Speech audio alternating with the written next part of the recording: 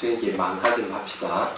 수행 시작하기 전 앞선 쌓은 공덕과 오늘 쌓을 공덕이 나와 이웃의 기쁨과 평안을 얻는데 도움이 되기를 바라며 모든 사람들의 번뇌가 사라지기를 기원합니다.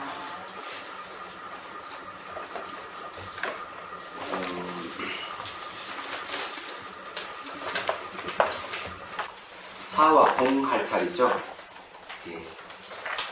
아, 넷째 할 차례입니까? 예, 다. 예, 넷째. 우리가 첫째, 셋째, 넷째 있는데, 이제 이 사무량심이 이제 하고 사무량심하고 공수행 단계부터 이제 네 가지 달라주는데, 자, 네 번째를 한번 또 읽어보고, 예, 공부를 하죠. 넷째, 삼법인 지혜를 얻었다면 그것이 공성의 이해가 생겼다는 것입니다. 그랬어요. 이 삼법인의 지혜라고 이제 얘기를 했는데, 이 삼법인의 지혜를 얻는 것은 내가 법문을 들어서도 얻을 수가 있고, 법을 사유해서도 얻을 수가 있어요. 무상고, 무아에 대해서 내가 사유를 하면, 이 삼법인의 지혜를 얻습니다. 그렇지만 여기서 말하는 삼법인의 지혜를 얻었다 하는 건 내 수행을 체험해서 얻는 걸 얘기해요. 이번에 이제 자비선사에서 수행하시는 분이 한 분이 계시는데, 보니까 이제 몸이 다 사라져 버렸어요. 몸이 감노수를 붓고 이러더니 몸이 다 사라졌는데, 그 다음에 어떻게 했는가 했더니만 가슴을 주시하고 못 자고 이래요. 그래, 그거는 사실은 그런 수행법이 사실은 없거든요. 이분이 이제 임의대로 자기 갖고 있는 지식을 갖고 그래 했는 것 같아요. 근데 그 다음 내용을 보니까 삼법에 대한 얘기를 하고 있는데, 삼법인을 본인이 체득한 것이 아니고 몸 사라지는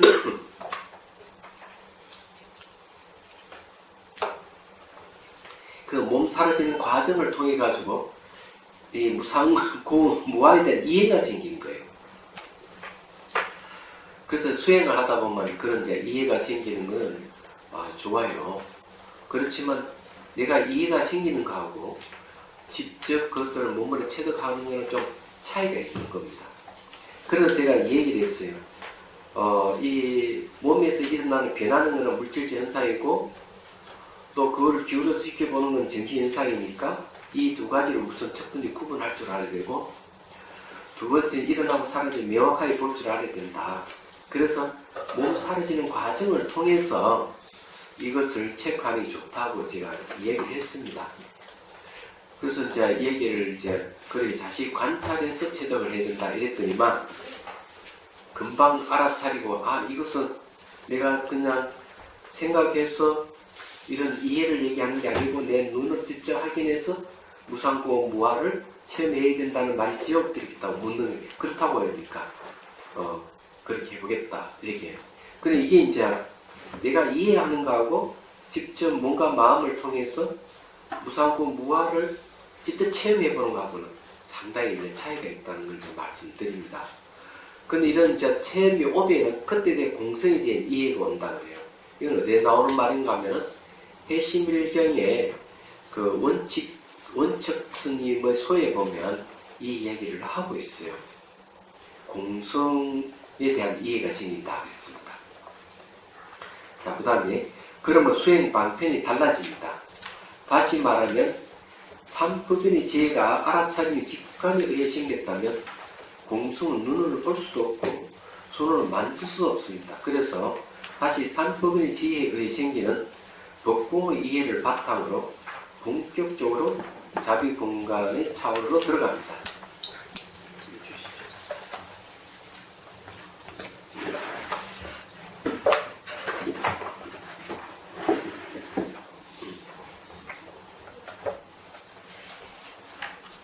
네.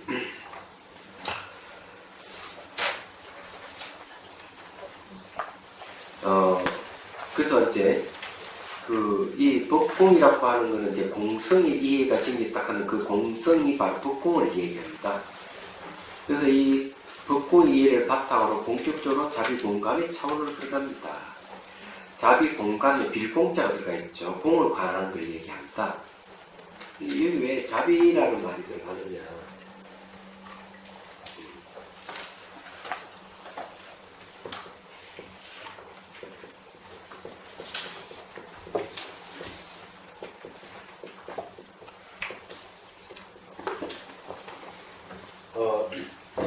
우리 앞에 수행하는 거는 자비수관이에요. 여기 손 숫자가 들어가죠. 이 손이 이제 자비심을 일으키는 4개 역할을 하고 자비심에 대한 메시지를 전달하는 게 이제 이 손이 역할을 합니다.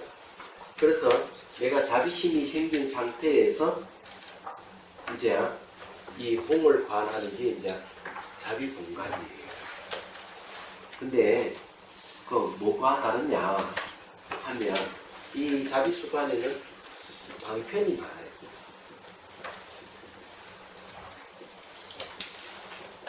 방편이 많은데 이 자비 공간에는 방편은 이 공을 체득하는데 한 가지 방편밖에 없어요. 그리고 이렇게 넘어가면 오로지 공성을 드러내는 데 주력을 해야 됩니다. 그래서 이게 방편이 많다 했지만 방편이 적어집니다. 그리고 이제 공성을 이제 쭉 관찰하다 보면은 자비가 또 나와요. 그래서 이 자비는 요 공은 예, 궁극적 보리심이라. 궁극적인 보리심을 공성이라고 해요. 이 자비 공간을 넘어간다는 말 그런 건데, 이 공성을 왜 궁극적인 보리심이냐 이러면, 공은 우리 마음의 본성으로서 얼마든지 이게 가능성으로 존재한다는 거예요. 범부가 성인이 될 수 있고 또 중생이 부처가 될 수 있는 거예요. 우리 마음의 본성이 딱 결정된 게 아무것도 없어요. 그래서 이제 저것이 궁극적인 보리심으로 작용하게 되는 것은 비유를 들자면은 허공에 아무것도 없지만 향연기가 쫙 올라가면은 연기가 사라져 버리듯이 텅빈 이 공성을 이제 우리가 개발을 하게 되면은 이것이 번뇌를 없애는 작용을 해요. 근데 이 번뇌를 없애는 작용이 자기만이 아니고 다른 사람이 갖고 있는 번뇌도 없애주는 작용을 하는 거예요. 말하자면 그게 공이다. 그래서 이 공성을 개발하게 되면은 보리심이 일어나게 돼 있어요. 그래서 이 보리심의 바탕은 자비입니다. 그래서 이게 자비 수관을 통해서 자비심이 길러졌을 때 자비 공간이 가능해지는 이유가 그거예요. 모든 수행의 근간에는 자비가 있습니다. 깨달은 사람도 깨달았다고 한다면 뭘 근거로 해서 이번에 깨달았다고 얘기할 수 있느냐 이러면 그 중에 하나가 자비예요. 깨달은 분이 자비가 없으면 이 사람 깨달은 사람이 아니에요. 그러니 아주 중요한 거죠. 그럼 자비는 어디서 오느냐 하면 중생의 고통에서 오는 거거든요. 중생의 고통을 자극할 때 자비심이 와요. 이 자비심에 의해서 그 다음에 내 중생을 구제하고자 하는 마음이 생기고 효과적 구제하기 위해서 위험은 깨달음 구하고자 하는 마음이 생겨요. 그게 보리심이에요. 그래서 자비심을 뿌리로 해서 보리심이 일어나는 거죠. 그래서 이 자비수관과 자비공간은 보리심 수행입니다. 이야기하자면. 그래서 이제 자비수관에서는 중생을 위하는 마음이 자비희사 사무량심이라면 사무량심 확장하는 것이 보리심이에요. 이게. 그래 처음부터 끝까지 중생을 구제하는 일. 이게 이제 자비수관과 자비공간이에요. 한 번도 들어보지 않는 용어를 제가 쓰고 있죠. 그죠? 네. 예. 제가 이제 저런 자비수관이니 자비공간의 이름을 붙인 것은 순수 한문으로 저렇게 붙였죠. 그러나 어떻게 들으면 저기 옛날부터 있었던 같이 생각되긴 하는데 옛날에 저런 수행법은 비슷한 건 있었지만 저는 이름은 없어요. 공간이라 하는 건 있습니다. 공간 앞에 자비라 하는 붙인 건 처음 있는 일이죠. 이제 시대가 바뀌었다는. 예. 자, 그 다음 또 봅시다. 이 자비 공간 수행은 공성을 대상으로 공을 아는 의식의 깨 있음을 수행하는 것입니다. 즉 자비 공간 수행의 법공은 잠재적 성향으로 있는 과거의 인연을 거치고 무거운 속박과 악연, 아만, 아의, 아치와 같은 자아관념을 없애줍니다. 이 공간 수행이 이제 그런 게.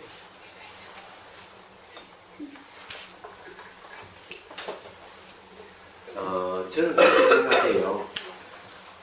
제가 이제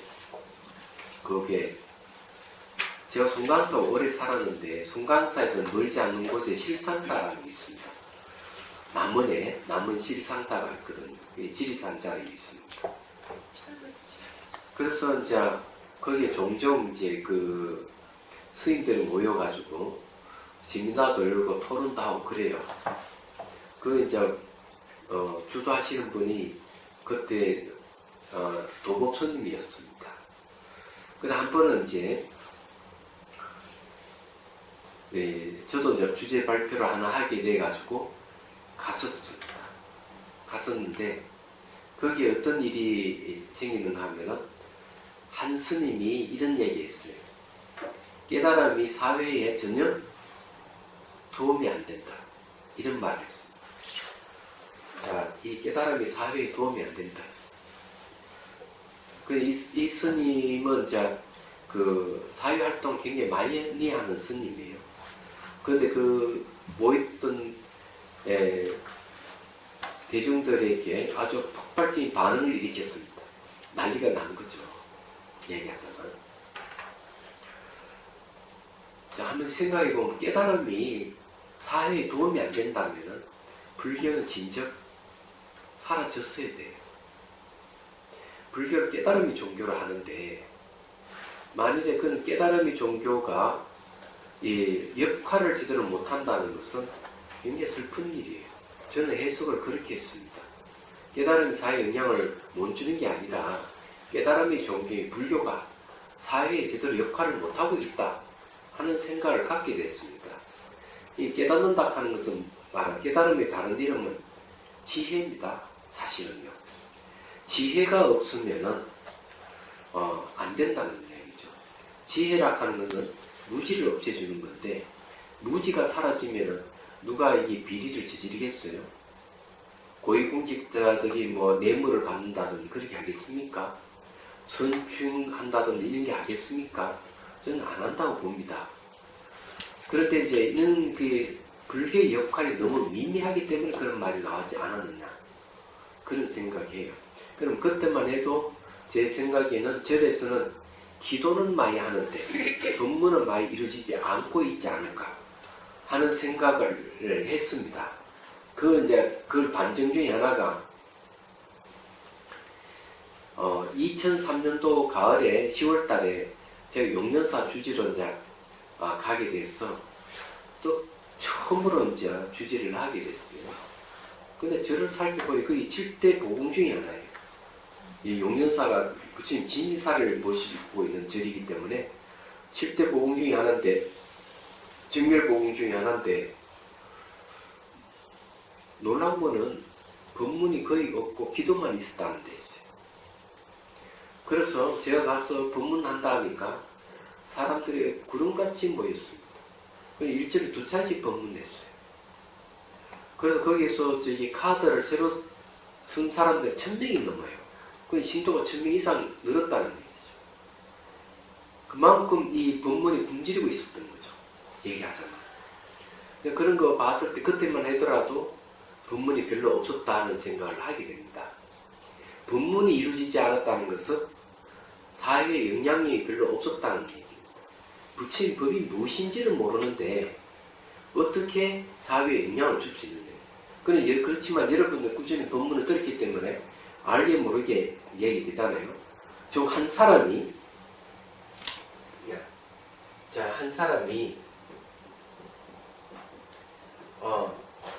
몇 사람에게 영향을 줄까요? 여러분 아시요? 없어요. 네? 무한대로. 한 사람이 몇 사람에게 영향을 줄까?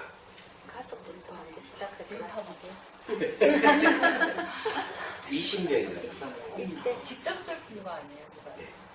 한 사람 영향을 줄 수 있는 영역이 20명이네. 근데 만일에 부정증이 말을 해가지고 그 한 사람이 부정증 이야기를 들으면은 20여 명에게 부정증 이야기를 하게 되는 거예요. 그러면 이제 점점 커져가는 거지. 네, 근데 긍정적인 생각을 가지고 있는 사람 좋은 이야기를 남에게 얘기하면은 이게 20명에게 영향을 가는 거예요. 말하자면.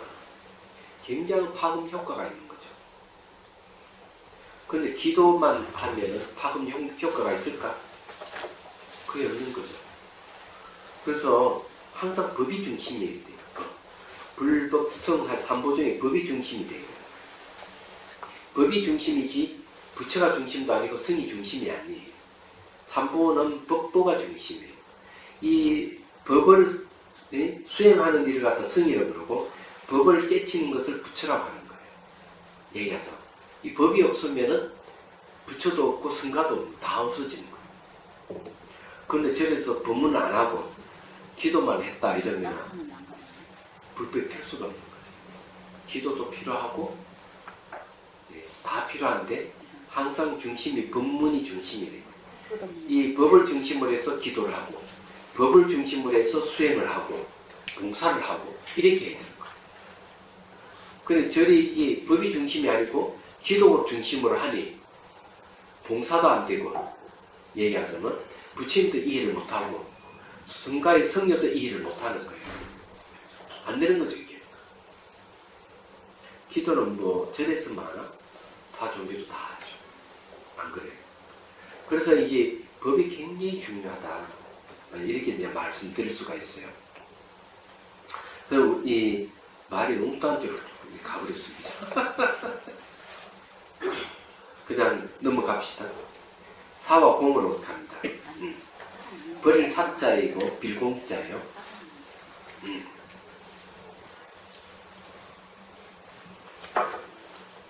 저는 앞으로 책 나오면은 이거는 그냥 적고 책을 가지고 공부를 하겠습니다.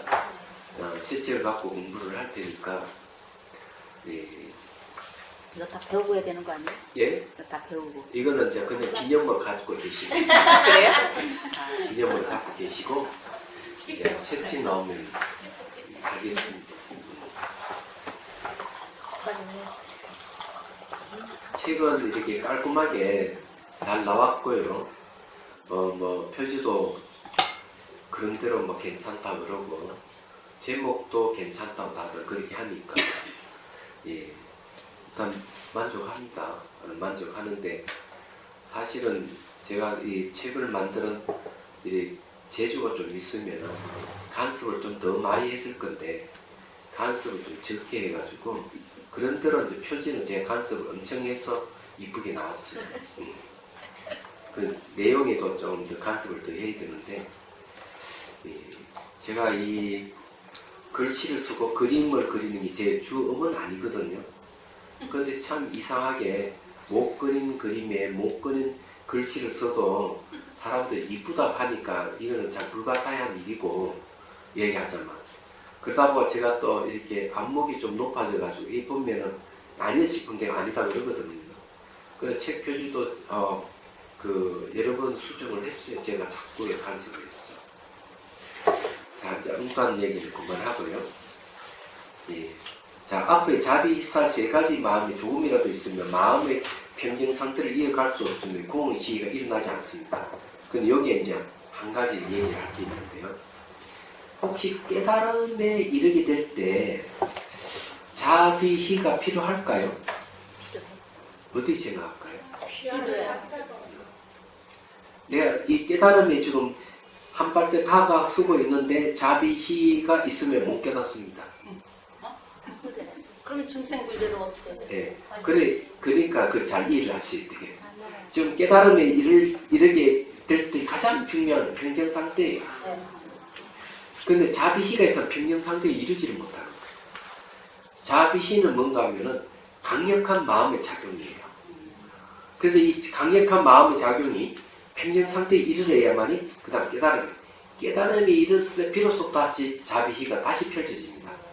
얘기하자면. 그래서 내가 깨닫는 순간에서는 이런 자비희락하는 이런 마음의 작용이 있으면 안 돼요. 그 움직임도 멈춰져야 돼요. 순간에서 나는 예. 수고하게 된다. 다 놔야 돼요. 그거 들어갈 때는. 이 마음의 본성을 들어갈 때는 그런 거예요. 이게. 그걸 이해를 해야 되는 거예요.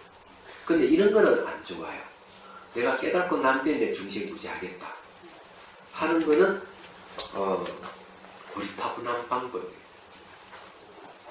그래서 이제 뭘 필요하는가 하면은 이 대사공 같은 마음이 있어야 돼요.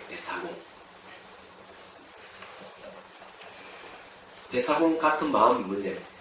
왕과 같은 이 마음은 곤란해요. 내가 왕이 되어가지고, 예? 내가 백성들을 내가 잘 그 규율을 하겠다. 백성들을 보살피겠다.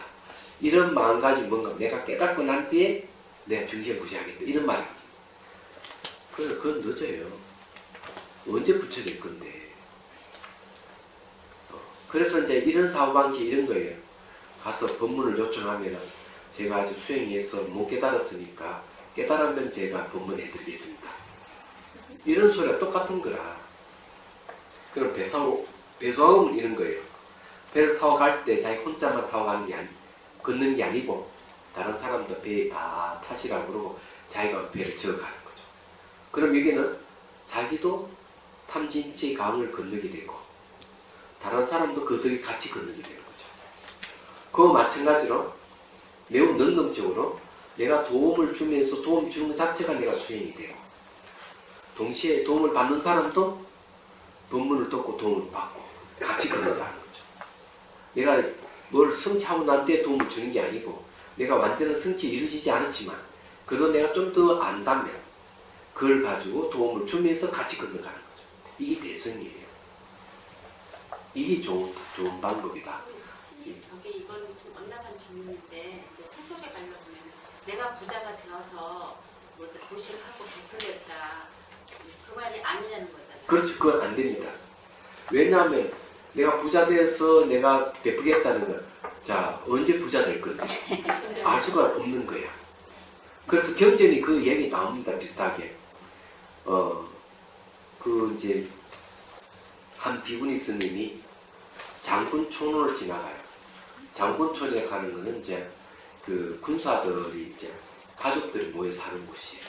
군인 가족들이 사는 곳. 이 비구니 스님이 지나가다 보니까 좀 옷도 제대로 못 입고 그 부인도 그렇고 자식도 그렇고 이런 게 헐벗고 있으니까 가서 이 얘기를 합니다. 부자 될 수 있는 방법을 알려 드릴까요? 이러니까 사람들이 좋습니다. 들어보겠습니다. 지금부터 남편이 월급을 주면은 저축을 하십시오. 바로 쓰지 말고 저축을 하십시오. 두 번째, 그 중에서 조금이라도 떼어가지고 남을 이웃을 도와주셔야 됩니다. 이 장군촌의 개념은 뭔가 하면 남편 월급 받으면 그냥 막 써버리는 주의이기 때문에 안 되는 거예요. 그래서 받으면은 무조건 저축을 하는 거죠.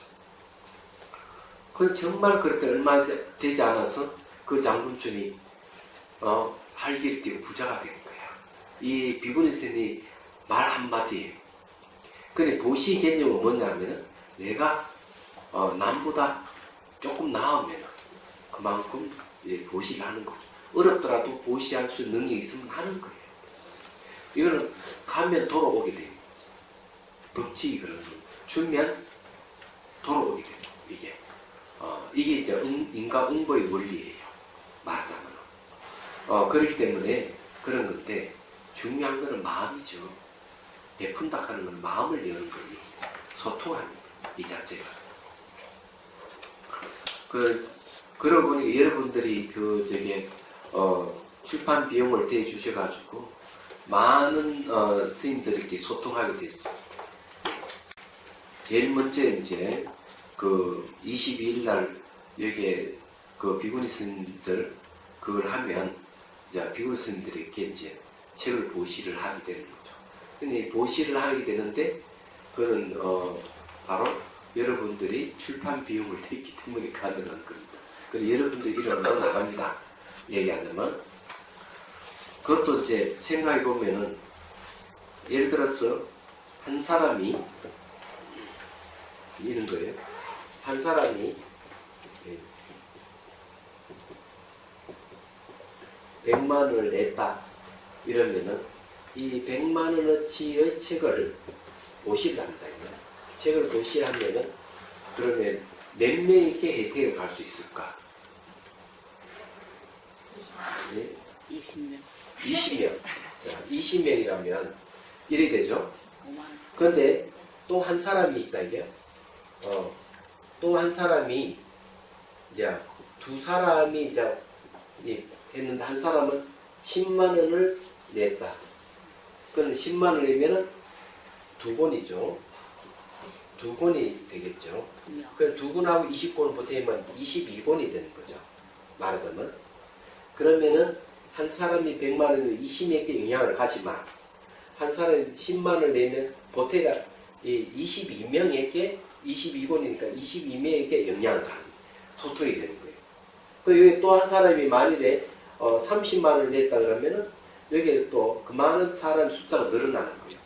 그러면 처음에 한 사람이 100만 원 낸 사람이 22명에게 가는데 같이 동참을 해버리면은 이 한 사람이 25명까지 영향을 가는 거예요.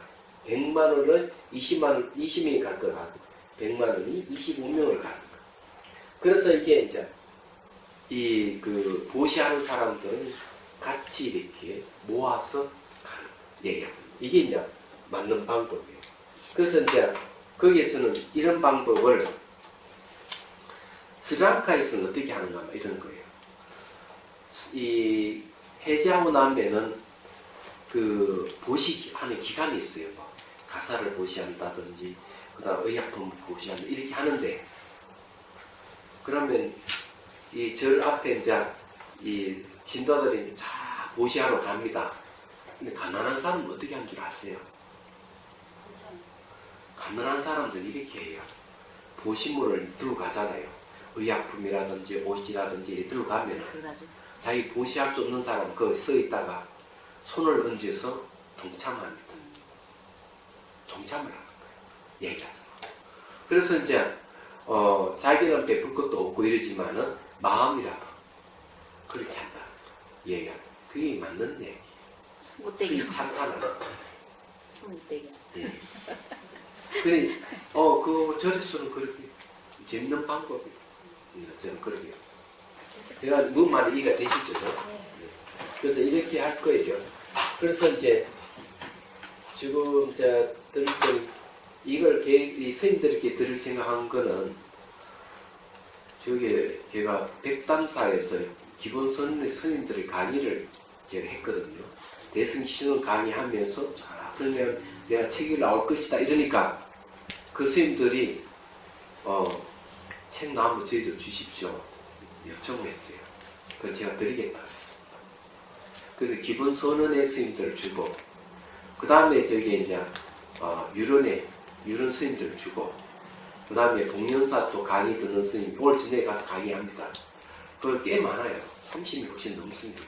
그 강사 스님하고 전부 다 유론에 있는 스님들하고 또 드리기로 했고 근데 제가 가면서 내가 얘기하니까 다 좋아하니 네 그러겠습니다. 자 봅시다.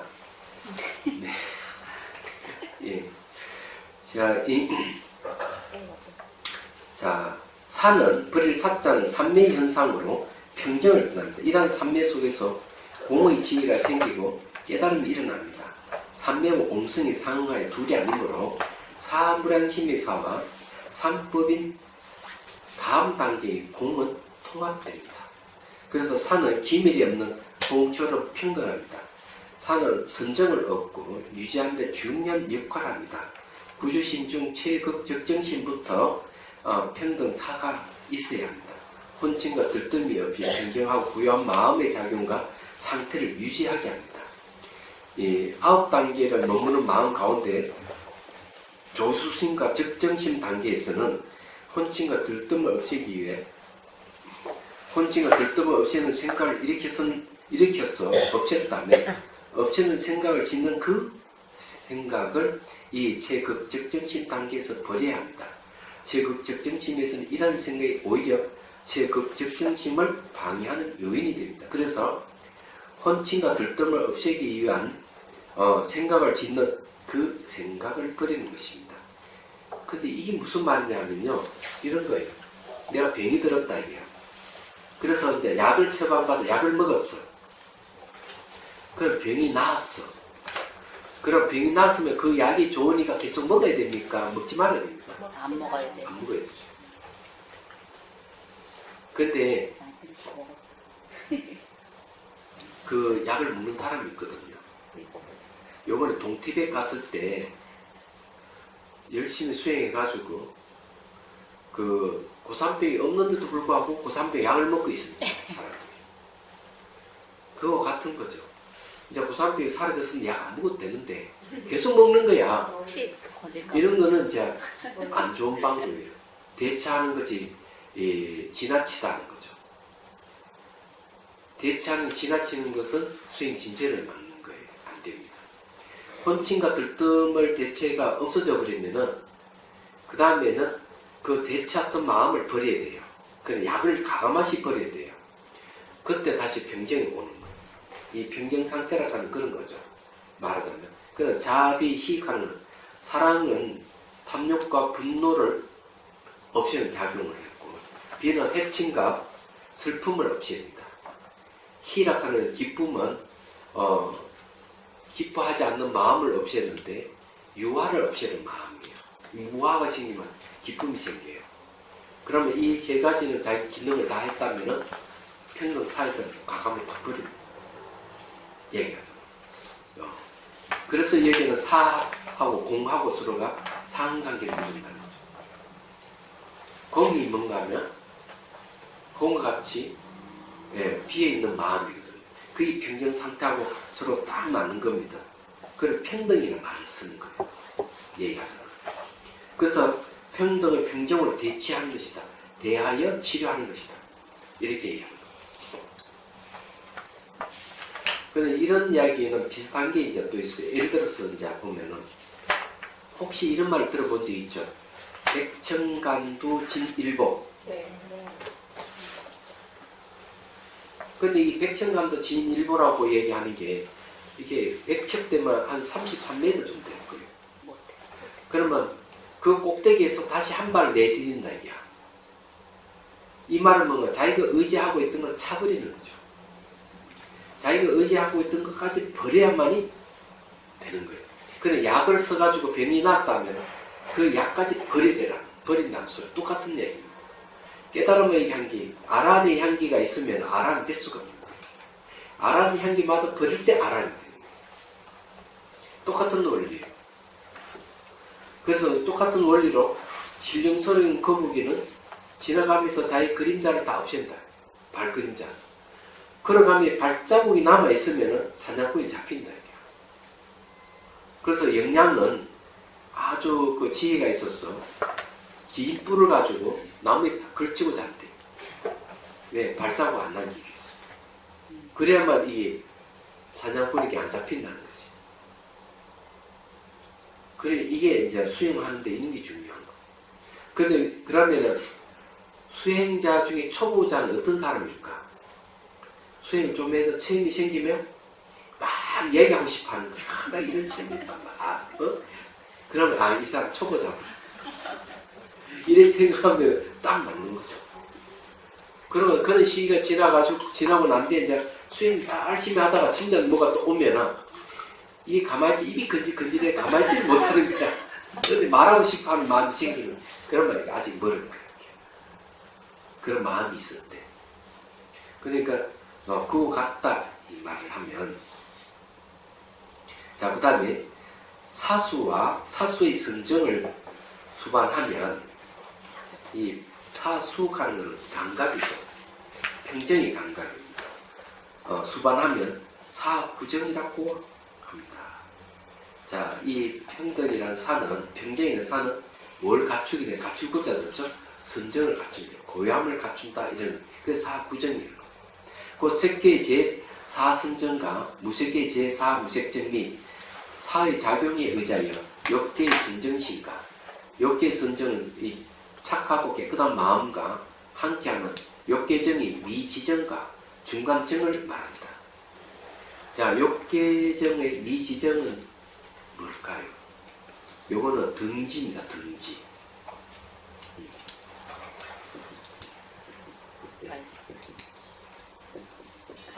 평정 등지에 가질지 마음이 평정 상태를 계속 유지하는 걸 등지라고 해요. 마음이 가라앉지도 않고 이런 것 전부 다 여기 뭐가 들어가 있는 선정은 선정이면서도 평정 상태를 유지하고 있는 선정입니다. 그래서 선정 플러스 평정 플러스 선정. 그래서 사구정이라고 해요.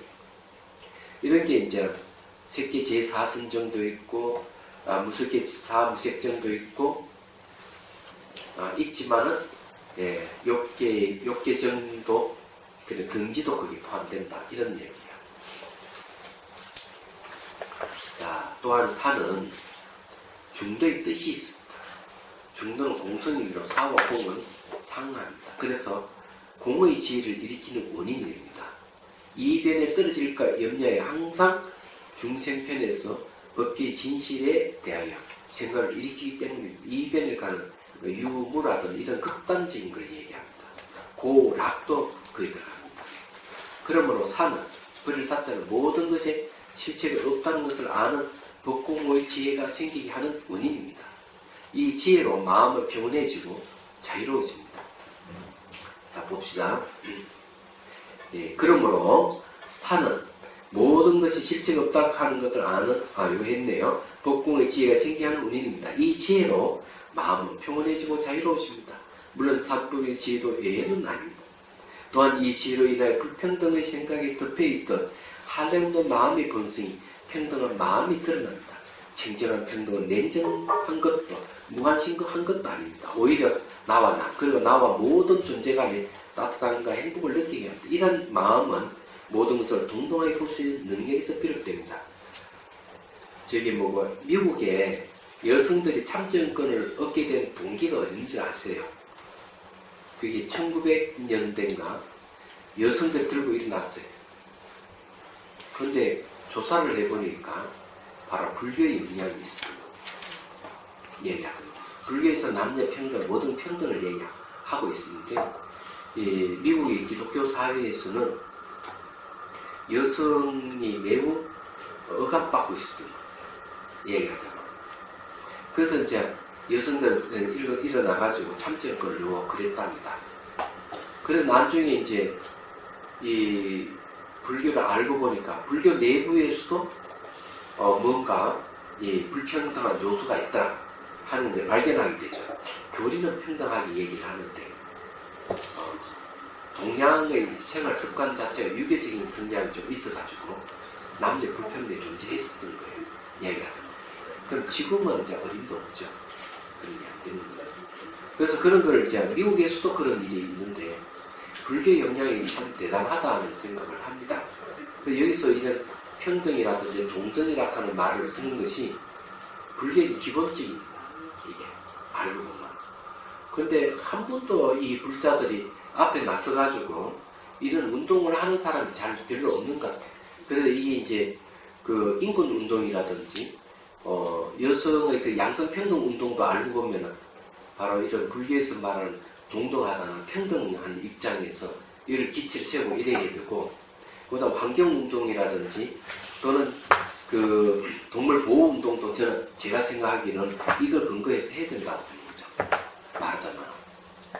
그래서 이게 지금 시대가 환경운동 같은 게 환경이 오염되는 이런 것도 우리 불자들이 앞장서서 막아야 됩니다.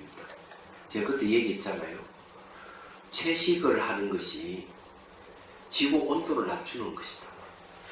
이 잘 알다시피 여름철에 온도 1도만 올라가도 범죄율이 훨씬 많이 늘어난답니다. 근데 인간이 이렇게 욕망이라 하는 불의 요소인데 욕망이 강하면 강할수록 이 고기를 더 많이 먹게 되고 화석연료를 더 많이 쓰게 돼요. 그러다 보니까 이산화탄소가 많아져서 지구 온도가 참 높아지는 거예요. 그래서 자연재해가 많이 생기는 거죠. 그래서 우리 불자들만이라도 정말 채식을 했으면 좋겠다는 거예요. 채식을 하게 되면 지구 온도가 훨씬 낮아집니다. 얘기하잖아. 근데 이게 이 스님들도 정신없이 고기를 먹는 이들이 많고 얘기하잖아. 신자들도 그 동조에 같이 먹고 마시고 하니 이게 될 일이냐 이게야. 그래서 이 불교 신자들이 그런 운동을 해야지. 그걸 여성 개발을 불교 여성 개발을 해서 먼저 시작했으면 좋겠어. 솔직하게 얘기해가지고 여성들이 바뀌면 집에 남편도 바뀌고 자식도 다 바뀌거든. 얘기하잖아. 그런 걸 왜 안 하는지 모르겠어요. 자, 궁극적인 보르심 이건 이제 이 사유해야 됩니다. 첫 번째 사유 통찰 보십시오. 마음의 건물이에요. 마음의 장. 모든 것은 연기합니다. 연기는 상호 의존한다는 뜻입니다. 우주인들만 또 세계의 물류 유통망, 인터넷망 같은 것 같이 서로 연결되어 있습니다. 인체도 신경망으로 이루어져 있습니다. 이 모든 망의 근원이 알에 의해 주객이 하루로 연결되어 있고 둘이 아님을 사유합니다.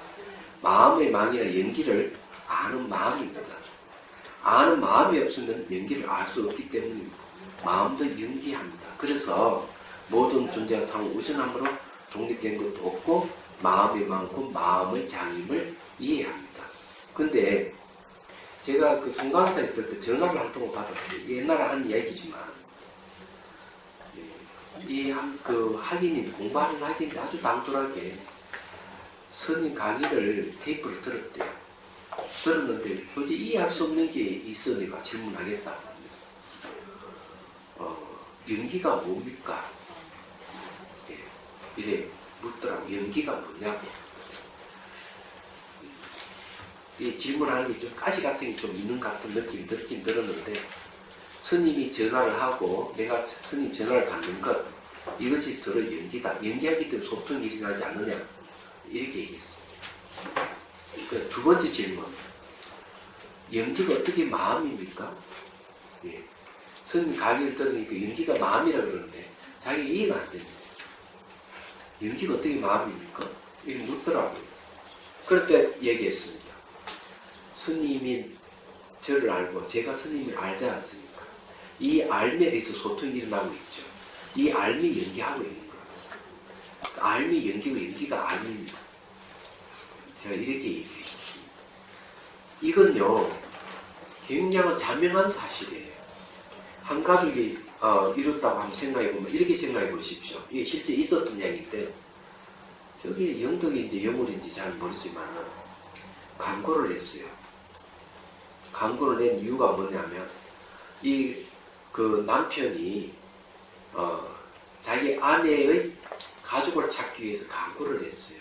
자기 부인은 기억 상실증이 걸리는 거예요. 이 낸 이유가 아들이 이제 커가지고 군에 가게 됐는데 어머니 호적이 없어요. 그 나중에 알고 보니까 이 남자가 길을 가다가 웬 여자가 쓰러져 있어서 그 피 들쳐오고 병원에 가서 그 여자가 깨어났는데 기억 상실증이 걸립니다. 연고도 없고. 그리고 이 남자는 어떻게 했어요? 결국 이 여자는 자기 고향이대로 결혼해서 살게 됐고 그 이제 자식 놓고 살게 된 거예요. 근데 아들이 이제 군에 가게 되니까 이제 호적 정리가 필요해서 이제 광고를 사진을 냈다. 근데 놀랍게도 제주도에서 연락이 왔어. 제주도에서 이제 그게 이제 이 여자의 진짜 남편이에요. 자기 딸을 불러가지고 이 봐라. 이 얼굴 너 엄마 맞지? 맞다. 그걸 얼른 어머니 모시고 나가.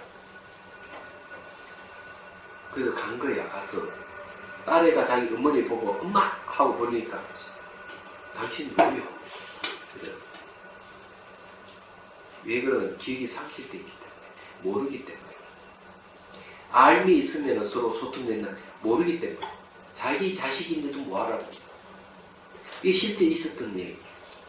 신문이 났어 이게. 제가 내서 KTX 타고 신문 다 보거든요. 또 이런 기사를 다 봅니다. 그래서 제가 말씀 연기라고 하는 것은 마음을 얘기고 마음이 연기라는 거죠. 모든 것은 알에 의해서 이루어지는 겁니다. 얘기하자면. 그래서 이제 이런 얘기를 좀 하는 거예요.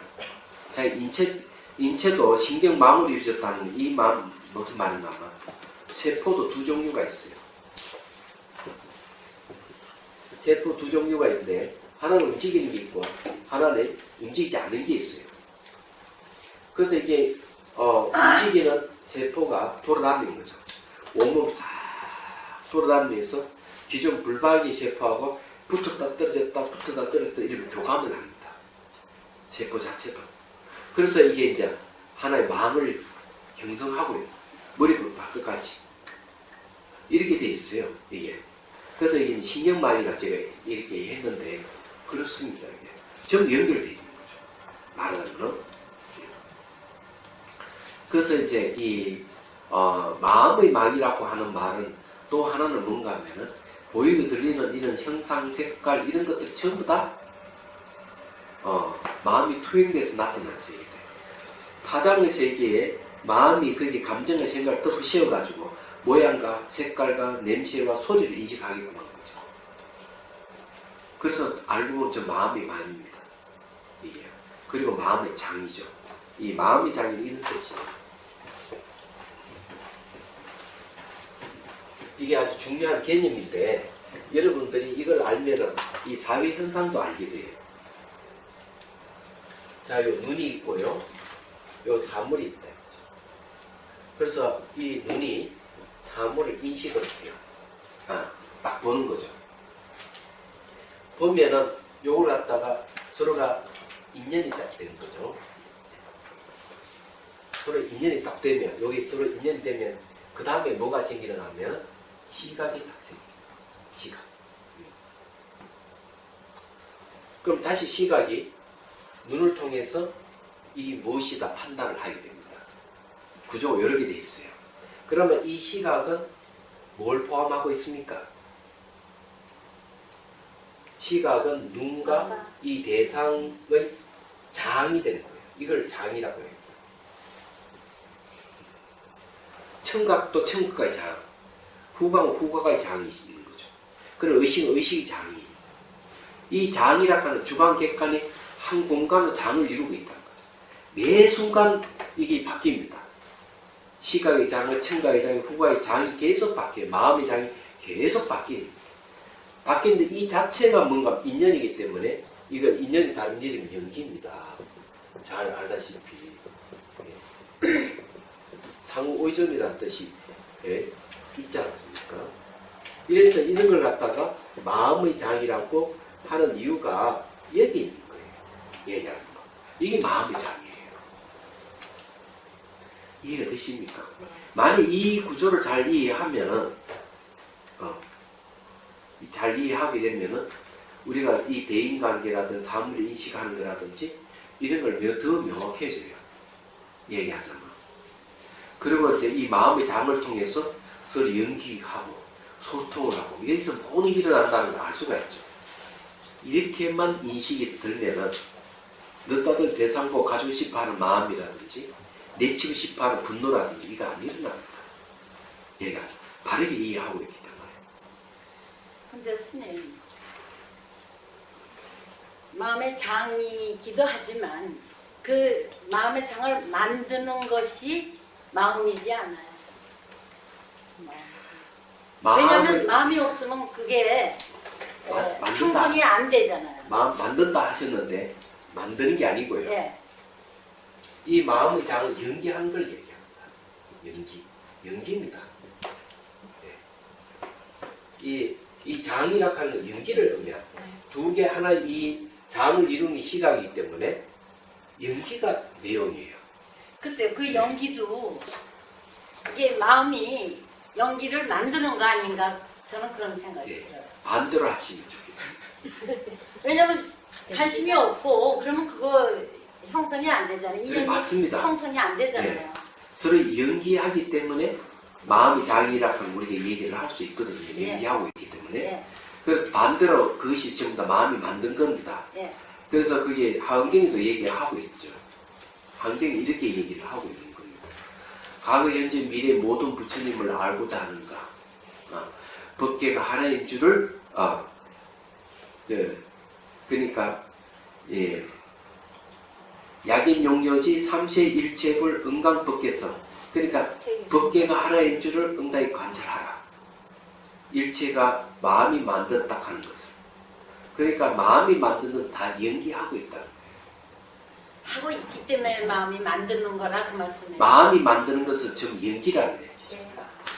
그러니까 불교에서의 창조주는 마음이라는 얘기입니다. 글쎄 그거는 그 창조주가 마음인데 네. 그 창조하는 마음이 뜯어보면 전부 연기하는 거예요. 그렇게 얘기하는 거죠. 이 달라이 라마 스님도 분명히 얘기를 하고 있어요. 기독교의 창조주는 신이지만 불교의 창조주는 마음이다. 이 얘기를 하고 있어요. 이게 극명한 차이인데 그럼 이 두 가지 차이가 어떤 차이가 있느냐 이런 거예요. 마음이라 한 창조주를 근거로 하면 누구나 다 창조주가 될 수가 있어요. 누구나 다 마음을 갖고 있기 때문에. 근데 신이 창조했다면 그 신 한 사람만 창조주고 다른 사람 창조주가 아니에요. 얘기하죠. 그래서 누구라도 신이 될 수 있으니까 신이 못 되는 겁니다. 그러면 얼마든지 신은 인간을 갑질할 수가 있어요. 그 구조로. 그래서 이게 막스 베이브라는 사람이 이렇게 얘기합니다. 기독교는 수직적인 종교요. 불교는 수평적인 종교다. 이렇게 얘기합니다. 수직적인 종교는 바로 그런 거예요. 신을 매개하는 종교는 다 수직적이에요. 얘기하던 거. 이런 관계가 있기 때문에 수평적이라 하는 건 연기를 얘기하기 때문에 수평적이 되는 거예요. 마음이 연기고 연기가 마음이다. 마음이 만드는 다 연기하는 것이다. 이랬을 때 수평적인 거죠. 근데 신이 모든 걸 만들었다 이러면 수직적인 거예요. 그래서 기독교는 아버지 같은 종교, 불교는 어머니 같은 종교 이렇게 얘기해요. 아니요, 그러니까요. 그 연기가 저절로 생기는 게 아니라 마음이 연기를 만드는 거 아닙니까? 아닙니다. 그래서 자기네가 연기하기 때문에 네. 만드는 마음이 전부 다 연기한다 이래 보는 거죠. 연기는 누가 만들 수가 없어요. 자기가 거기에 관심을 안 가지면 연기가 안 되잖아요. 아니, 아니요. 연기를 누가 만들 수가 없다고요. 그래서 열애가 출현하든 출현하지 않든 연기법은 네. 상주한다 이랬어요. 내가 만든 거 아니까 너가 만든 것이 아니다. 이렇게. 그러니까 마음이 만든 세계는 전부 연기하는 것이다. 이렇게 하는 게 맞는 것이지 마음이 연기를 만든다 하는 것은 있을 수가 없어요. 그건 불가능한 거예요. 그럼 마음과 연기는 같다 이렇게 예, 같은데 마음도 연기를 하긴 하는데 마음이 만든 모든 세계는 연기하는 것이다. 그러니까 예, 그런데 마음이 연기를 만든다 이러면 안 되는 거예요. 연기는 누가 만든 게 아니기 때문에 그건 틀렸다 이죠. 그래서 그건 아니다. 거기 관심을 안 가지면 연기가 안 생기잖아요. 그러니까 그런 간직하는 마음이잖아. 그게 연기라는 거죠. 그런데 연기를 마음이 만들 수는 없어요. 왜 그런가 하면은 마음이 연기를 만든다면 마음이 사라져버리면 연기도 같이 사라지게 돼 있어. 그래서 마음이 만들었기 때문에. 그건 그런데 당연하죠. 그래서 마음이 연기를 만든다 이러면 틀린 거예요. 마음이 만든 것은 전부 다 연기한다 이렇게 하는 거죠. 마음이 있든 없든 부처가 출현하든 출현하지 않든 연기는 상주한다. 이게 경전에서 하는 얘기예요. 너무 저게 열을 올리면 온도가 올라가면 안 돼. 참여합니다. 예, 10분 휴식하겠습니다.